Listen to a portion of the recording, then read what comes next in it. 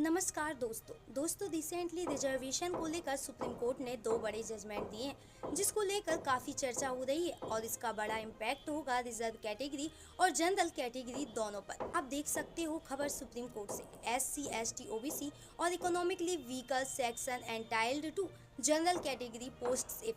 इसको थोड़ा सा हम डिटेल में समझेंगे कि हुआ क्या है, सुप्रीम कोर्ट ने वो दो जजमेंट क्या दिए हैं और इसका इम्पैक्ट क्या होगा। अब शुरुआत करते हैं। सबसे पहले देखते हैं कि सुप्रीम कोर्ट के सामने मामला क्या था, इशू क्या था जिसकी वजह से ये दो बड़े जजमेंट आए। भारत में पब्लिक एम्प्लॉयमेंट और कॉम्पिटिटिव एग्जाम्स, चाहे UPSC हो, SSC हो या स्टेट PSC, इनमें लंबे समय से कंफ्यूजन रहा है और इसी वजह से मामले कोर्ट तक जाते रहे। कई बार ऐसा होता था कि जनरल कैटेगरी का कैंडिडेट कट ऑफ क्लियर करने के बाद भी जॉब से बाहर हो जाता था क्योंकि रिजर्व कैटेगरी के कुछ कैंडिडेट्स जनरल कैटेगरी की सीट्स ले लेते थे। दो मुख्य सवाल सुप्रीम कोर्ट के सामने थे। क्या SC ST OBC का कोई कैंडिडेट जनरल कैटेगरी की सीट पर भी कम्पीट कर सकता है? अगर कोई रिजर्व कैटेगरी का कैंडिडेट किसी स्टेज पर रिजर्वेशन का फायदा ले ले तो क्या आगे चलकर वह जनरल कैटेगरी का फायदा ले सकता है?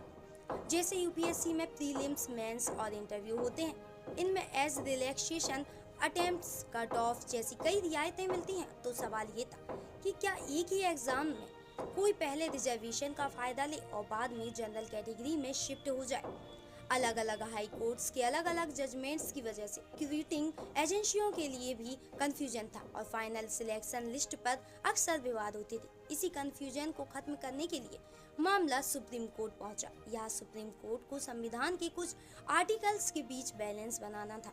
Article 14 equality before law, article 16(1) equality of opportunity in public employment, article 15(4) socially and educationally backward classes के लिए स्पेशल प्रोविजंस, आर्टिकल 16(4) रिजर्वेशन इन अपॉइंटमेंट्स।